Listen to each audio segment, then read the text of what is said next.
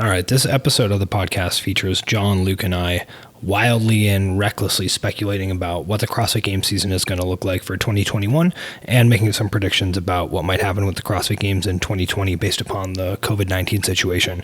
And today on Sunday, the Games made an announcement about canceling the teams and limiting the total number of participants in the individual division, revoking a lot of the national champion invites, and dropping down the field to 20 competitors from the Open, and then people who had already qualified through Sanctional. So that is now on the table. So some of our predictions were correct in terms of them restricting people, and then others are us just kind of, speaking extemporaneously without a lot of qualification. So a little caveat before you guys jump into this episode. So check it out. Welcome to the Legion Strength and Conditioning Podcast. You can check us out at legionsc.com or follow us on Instagram at legion.sc.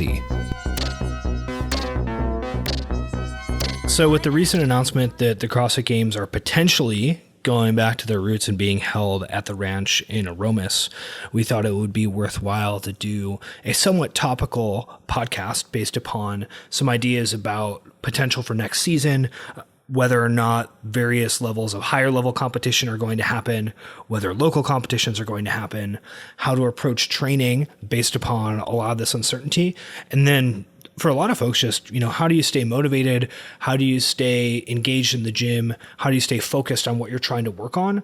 When for a lot of people, whether or not they're high level athletes or not, people kind of have competitions circled on their calendar as things that they want to do. It's like, okay, I'm going to train in order to take a shot at qualifying for Granite Games this year. Or, I love going to Miami in the winter, so I'm going to do Wadapalooza, whether it's through qualifying for something or through just, throwing together a team with some friends and going down there. And I have these few local competitions that I like to do throughout the year as well. So for a lot of folks, a lot of that is completely up in the air as to whether or not a lot of those events are going to be happening. So based upon that, there's a lot of uncertainty in this season. We're trying to figure out how to actually approach it and how to train through that uncertainty. So John, what do you think about the likelihood of the games actually happening in Aromas?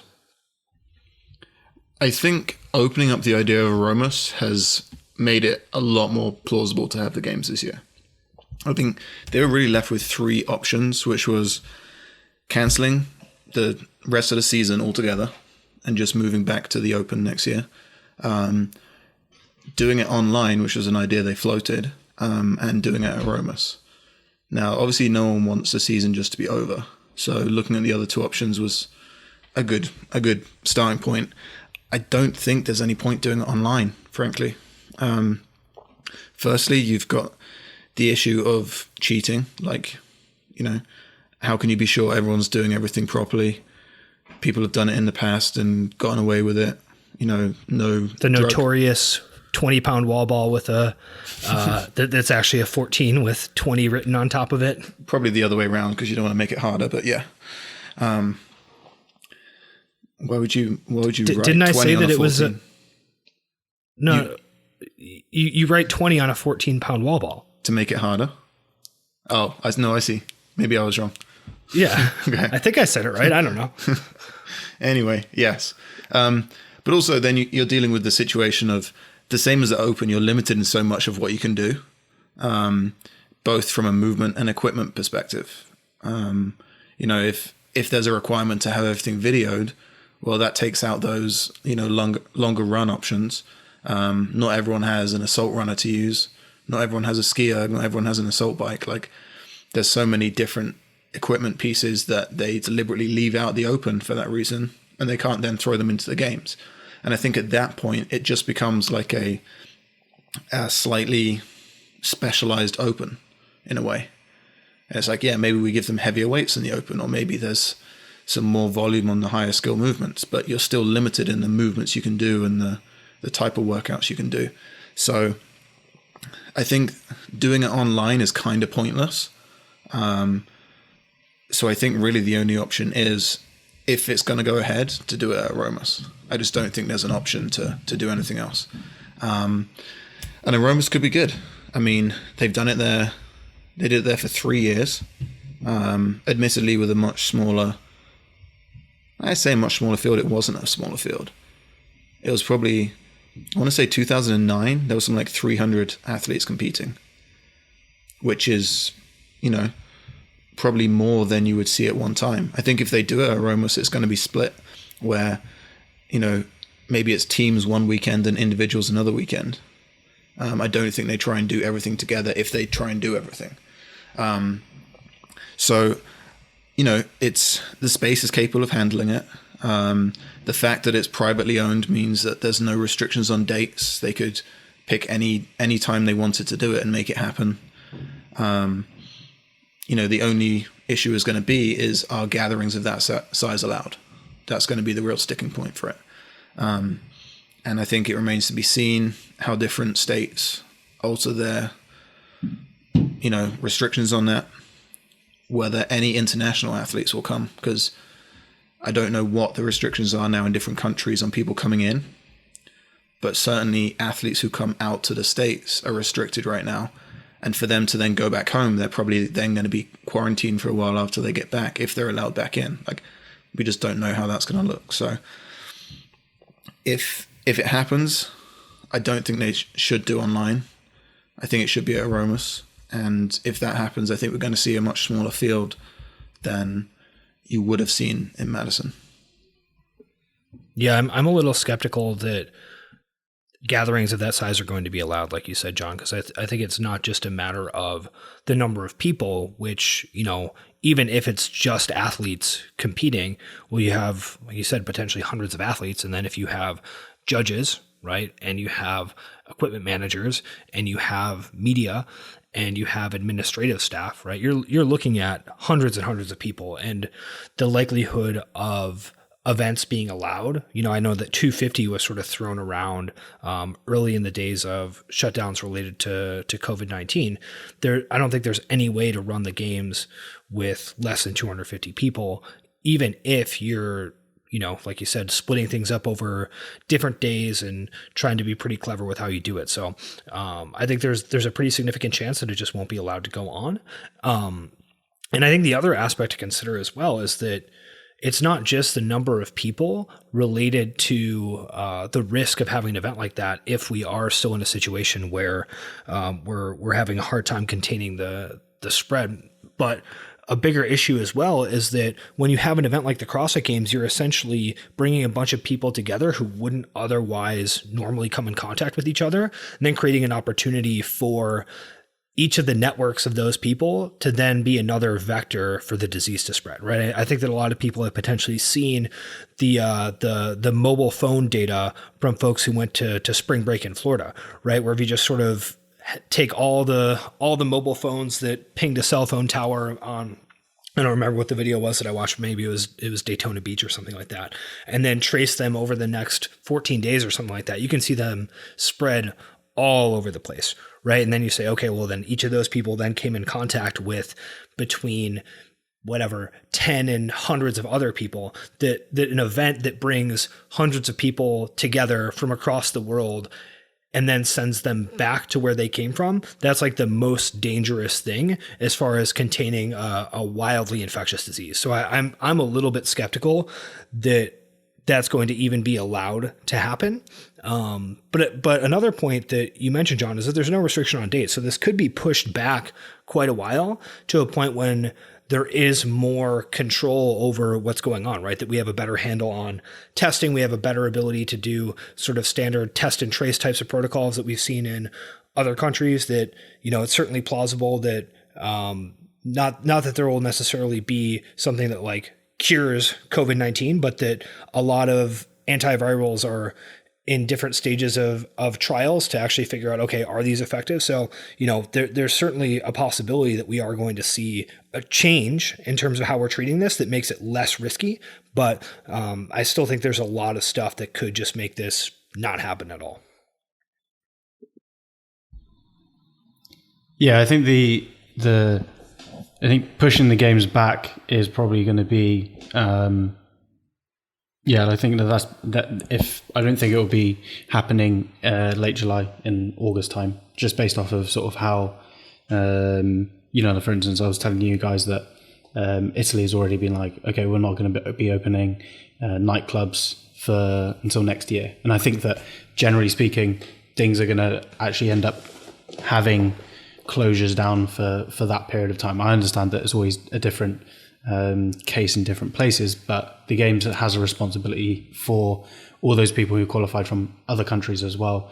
Now, granted, they probably could, there's a few things that the Games try to do. They obviously have some responsibility to all of the participants, and they have responsibility to make sure that they're crowning the fittest people from the competition. And then also there's the commercial part of the Games as well. And I think that obviously having it at Aromas sort of brings it more into the pure competition element of the CrossFit Games, which I think is obviously what everyone sort of wants to see first and foremost. But the sort of argument for having it is to sort of make sure that we continue the cycle of making sure that sanctionals can run next year, or it's just trying to maintain the cycle that exists around the CrossFit Games season.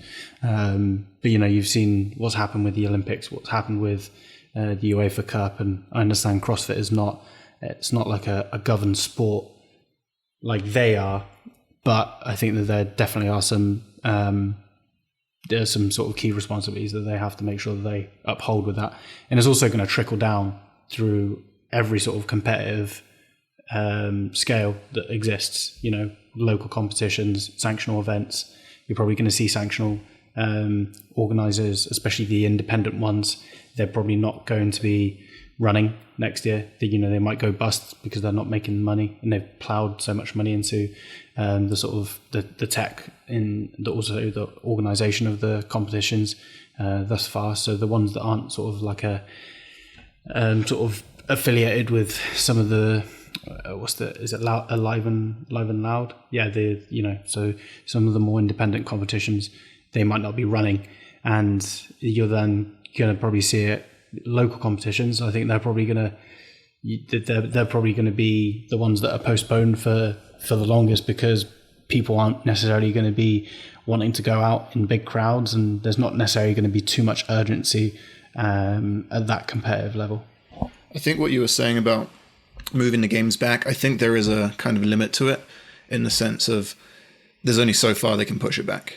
I don't think they push it back and delay the Open, for example. So the Open was, when was it, like second week of October it started last year? I think that'll be the same this year. And if they can't fit the Games in before then it'll get cancelled. Because at that point, it's kind of like, what is the point? You're already into the next season. You've already got sanctional events lined up. And was the Filthy 150 before the Open this year? I think it was. So, if that's still going to be the first one of the season, assuming that's still going ahead, then they may push back. But all the other ones, if they're all still planning to go ahead for next season, you don't want to move the Open and start messing with the sanctional timeline as well. I think at that point, if the Games haven't happened by middle of September, it's not going to happen this year, and it just gets cancelled. I think Luke brought up a really good point just about the financial aspect of trying to run sanctionals, right? Because, there's so much uncertainty, and even if a lot of other stuff is quote unquote back to normal, I think that optional large gatherings of people for entertainment purposes are going to be the absolute last thing to come back, right? Because like I said before, that brings a lot of people together who would not otherwise be in the same space for something that isn't necessarily urgent or doesn't necessarily have an actual priority other than just entertainment. So I think that a lot of sanctionals are looking at a pretty bleak future, right? Spectators aren't going to want to come. There's no way you can run an event like that without spectators and Vendor Village sort of giving you the revenue to support it. And yeah, I don't see a great outlook for events like that, especially because I think a lot of events like that were losing kind of a lot of money this last year, right? That a lot of those events were not profitable, that some of them actually had a decent amount of revenue, but even some of the ones that were taking in a lot of money in terms of top line, just, okay, this is the amount of money that we took in as a business. It's like, well, guess what? Do you know how much it costs to actually rent a venue? And then if you're in a place where you actually have to hire union workers to build everything and take it down, and then whatever the event insurance is for stuff like that, it's like, it's really not a great business model. It's not very lucrative unless you're sort of the very best of the best and you've been doing it for a while and you have a really good reputation. So, I think the appetite for people to want to take that on in such an uncertain situation is going to be pretty low. I think the one saving point there is the sanctionals making money from their qualifier. So, having however many people spending 10, 20, 30 bucks to do the qualifier, that's probably a significant part of their revenue. Yes, spectators and vendor village, and that is probably a bigger chunk, but at least they were able to cover some income there from the qualifiers. And, again, going into next year, if they're able to run another qualifier and, manage to get enough money to hold the event, then they might be able to keep it going. It's just, for some of them who had a free qualifier, if they had zero income from this year and they still had to pay a percentage of their sanctional costs, like for some of them who are scheduled way out in advance, they may be able to get away with not losing a lot of money. For people who, like, was it the Canada West one? The one that was literally cancelled the night before it was supposed to start. Like all of it may have been Atlas Games. Atlas Games, yeah. Yeah, like they were literally, the venue was set up and they had to cancel the night before. And it's like, yeah, okay, well they've had to spend all that money. They had issues with equipment where there was some kind of train strike involving freight trains. And they were like scrambling to get equipment to the venue in time. It's like they spent so much money to make it happen. And then last second gets pulled away from them. They don't see any of that money back. Some events who were scheduled, they might be able to avoid a lot of the costs they would have had. They'll still have a significant cost, but they might be able to get away with less of that cost. I do wonder what will happen with local competitions. Luke, you mentioned that you think it's unlikely that a lot of people are going to be running local comps. But I do actually wonder if it's potentially something that seems safer and actually is safer, again, because it's not just bringing a bunch of people who, would normally have no contact with each other from totally separate parts of the world. So there might actually be an opportunity for local competitions to come back and sort of fill in that competition space that sort of gets sucked up by people doing the larger, well-known sanctionals, right? Because it's like, okay, if that stuff isn't happening, or if that stuff is perceived as unsafe, or if that stuff is happening, but it's, somehow being done where, because those events all make their money on the hundreds of people who are there just for the experience of it. So I don't know how they run it if they're just trying to focus on like the elite athletes, like that doesn't actually generate the revenue. So I'm curious what the landscape will look like, but I think there may be an opportunity where, with significant disruption to the larger players, there's now space in the market for people who are looking to compete that would normally go to a Wadapalooza or a Granite Games, but are not going to, or are not going to be able to, and that they want something to do. And that could be something that people are able to capitalize on in a more local situation. I mean, I've heard pretty good things about the biggest competition in the Midwest, the South Loop Games. I could definitely see that becoming one of the premier competitions in the CrossFit calendar. Very, very poor competition.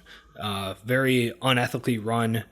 Lots of insider deals with athletes that are, favored by the competition event organizers. Yeah. Shady dealing with sponsors. Very bad, not recommended. You're saying I need to cancel my flights to Chicago? Is it next November?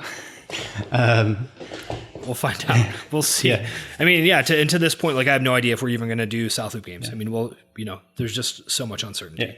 Yeah. I think that the urgency to set competitions up is obviously going to be higher on the CrossFit Games sanctional side than it is on the local side, but the ease in which to actually get these competitions up and running and to get them going is definitely going to be easier on the local side and the smaller competitions. As you said, it's not bringing people together from all over the world, which is, there's travel restrictions are obviously going to be somewhat of a normality over the next however long. So it's the local competitions obviously that there might be an opportunity there. And if you think about the your competitions like Waterpalooza and Strength and Depth, it's all the subdivisions that actually get those competitions like running up. It's the RX, it's the team RX, or whatever it is. That level of participation is actually what's getting them running. So you never know. I mean, there's obviously going to be some opportunism. There's going to be people are going to have opportunities from this, but then obviously there's going to be a lot of drawback. I am interested to sort of see how, because we've had a really big shift over the last, say, 24 months or so when was it that they announced that they're not going to do regionals anymore? I think it would have been fall of 2018. Okay, yeah. So for the last 18 months, you've seen a big change in like how it is to be an elite athlete. People are actually able to make a really good living like a professional athlete does, especially on the top end. And then with all of the sanctional competitions, it's opened up for people. It's not necessarily like the one opportunity a year to compete and put your mark down. So it will be interesting to see how people and how the elite athletes are able to actually support themselves through this period and support their training, and then also keep themselves motivated throughout. And I think that's probably going to be one of the biggest things that people are going to experience is a lack of motivation, not necessarily having something there directly in front of them to be training towards. I mean, what do you guys think about that? Like, what do you think of the certain things that athletes are going to need to anchor themselves onto if, say, for instance, there's no competitions for the next 6 months, 12 months, 18 months, their training is literally for, they don't know yet.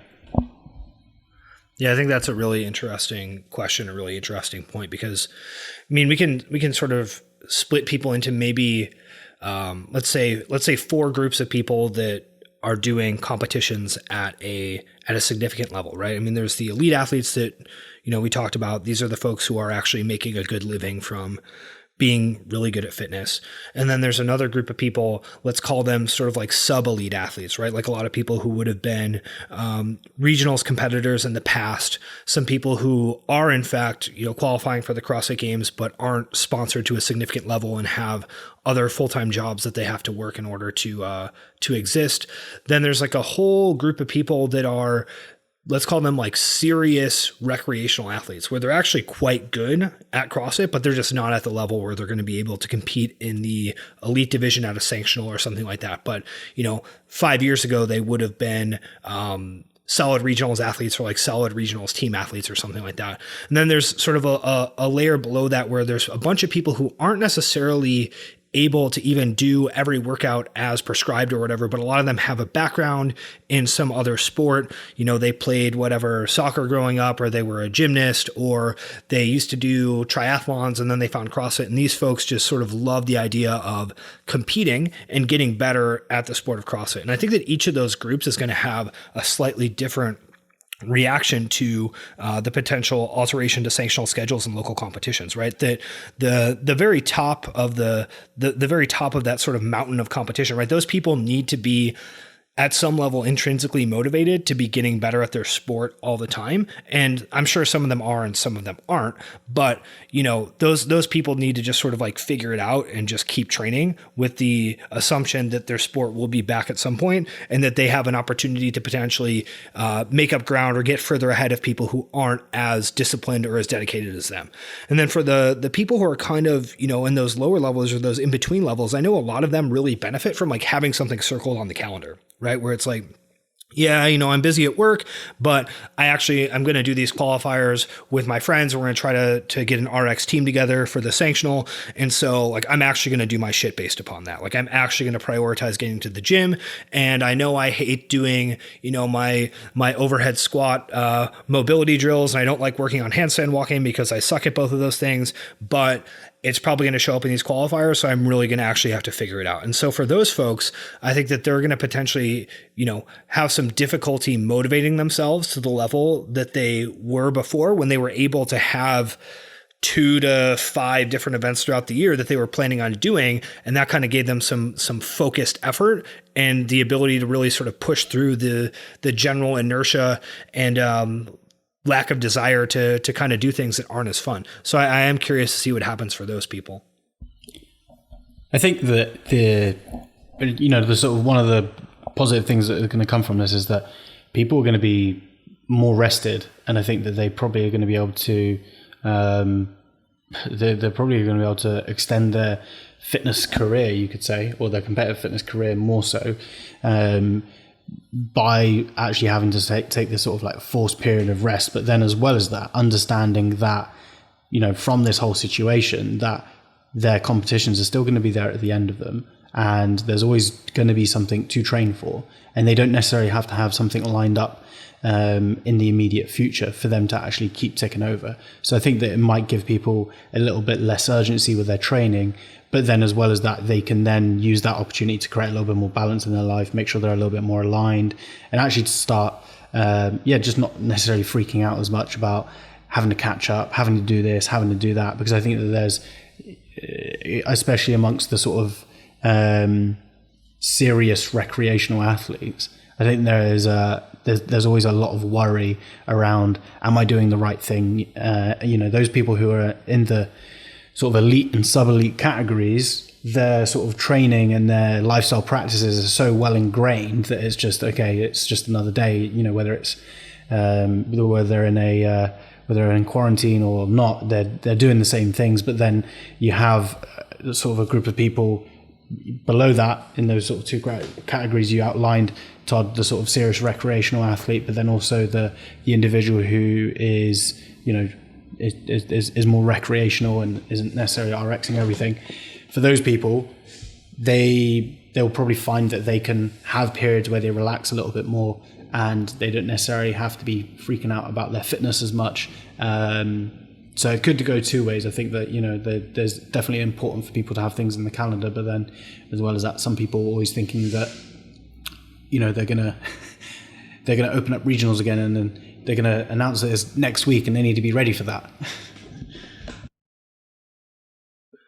Yeah. And I think that the other thing that's kind of interesting to think about is the idea of, training on your own is one thing, but if you are trying to get better at the sport, if you aren't actually exposing yourself to, let's call them sporting scenarios, that can be a little bit difficult, right? And I think that's less the case in something like CrossFit, that's more of an individual sport that you can actually recreate what you're doing reasonably well alone in the gym.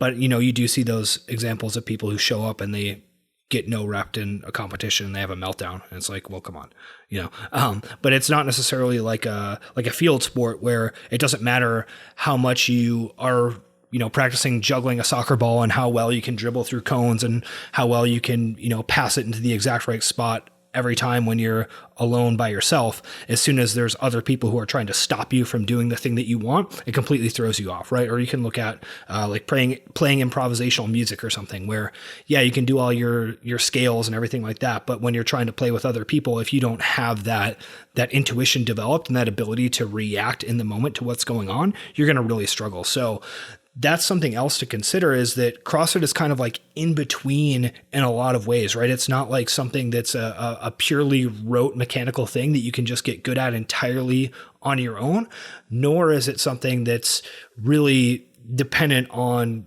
reacting to other people and, you know, avoiding them coming in for a steal or whatever. But it is something that if you don't have exposure to training with other people, or getting beaten in workouts, or having someone judge you, or having, you know, to do something with equipment that you're not actually used to, that's actually going to be pretty negative to your development in the sport. So figuring out how to potentially recreate those scenarios without, you know, an entire menu of competitions to choose from is going to be interesting for folks. I think on that point as well, it would be interesting to see the balance in intensity for those kind of elite athletes. So how many of them can still improve without feeling the need to be at that kind of peak level? Because for a number of them, they were planning to do like 4 or 5 sanctioned events across the season, plus the games. They're never really coming down from that. Yeah, they'll take rest in between, but then their level of performance is never really dropping. They're just maintaining a continually high level throughout. So it'd be interesting to see if any of them choose to bring it down from there, to allow themselves to not be at peak performance, and still work on improving themselves for the next event, whenever that is. Yeah, like I've just based off observation, it's interesting to see that as sanctionals have started to come about more, as people are competing more, you know, they're usually going every couple of months doing a competition, especially at the top level. They're having, say, for instance, a period during the summer or away from competition where they're literally having like maybe a full month off where there's nothing planned. And then, you know, so their periods of rest and recovery are a lot more pronounced than those people who, I say, for instance, serious recreational athletes or sub-elite categories. So you can see people actually taking like that actual off season, which I think is good. But then I think I remember, is it Lucas Hogberg was talking about how I think he took off. He literally said, "Okay, I'm not doing the Open this year, and I'm going to take 6 months off." And he sort of had he gave himself that time because he felt like he needed to recover because he'd been on the go since 2018. So I think that it's very individual. Is something that, you know, each person is going to respond a little bit differently to. I think the best are probably going to respond better to having like a period of, say, for instance, 10 months where, you know, they might have like a good 4-month ramp up, and then 6 months, it's their season. They're doing a competition every month, 2 months, and the games are sort of like the end of that, and everything is building up towards that. And then they take 2 months off. I think that, you know, Matt Fraser might be an example of that, just based off of some of the stuff that he said about how he manages rest. And I think that generally speaking, those people who are the best tend to be pretty good at just being able to always tap into that intensity and just being able to always do it because they're always doing something and keeping it going.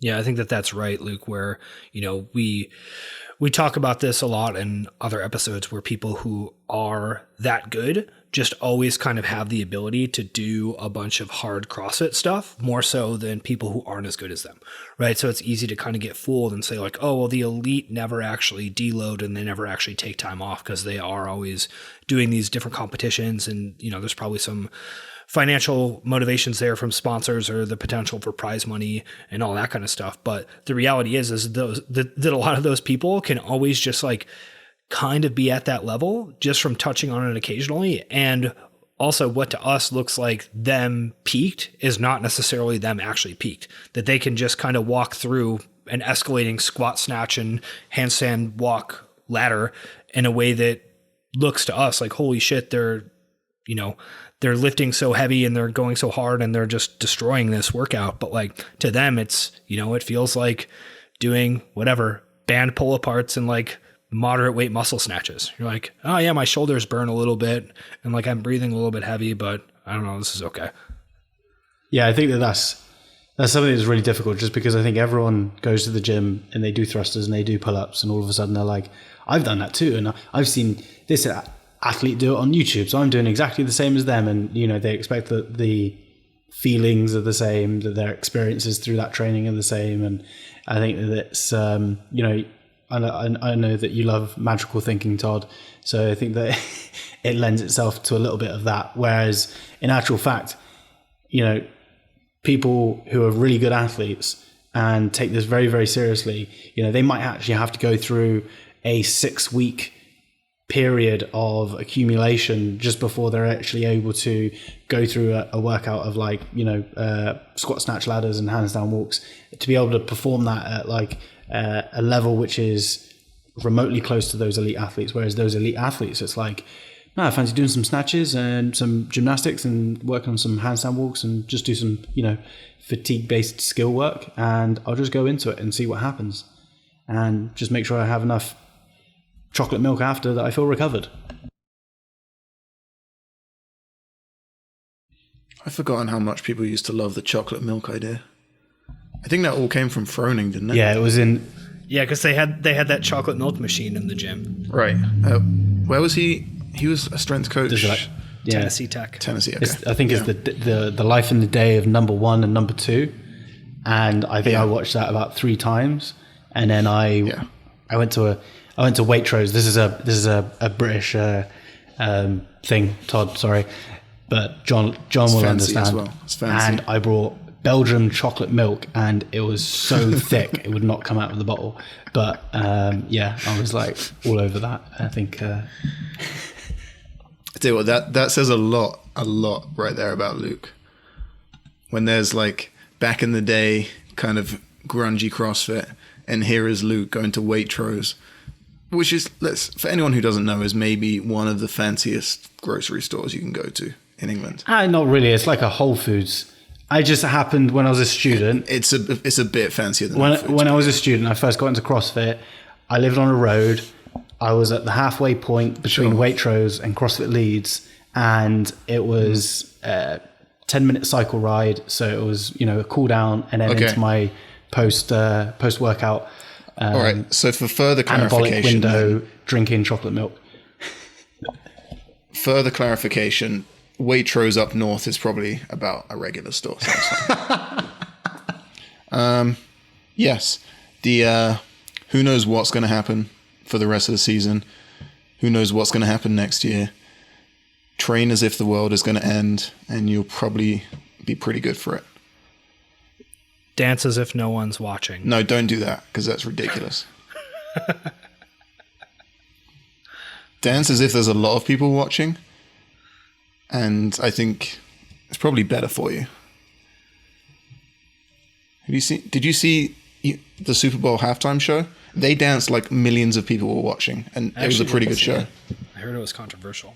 I mean, as controversial as pop stars dancing on stage can be, I mean, whatever. Thanks for listening. While you're here, go ahead and head over to your podcast player, subscribe to the show, give it a rating, give it a review, all that good stuff. You can also go ahead and click through to the show notes where you can find out more about us at legionsc.com, and also follow us on Instagram at legion.sc.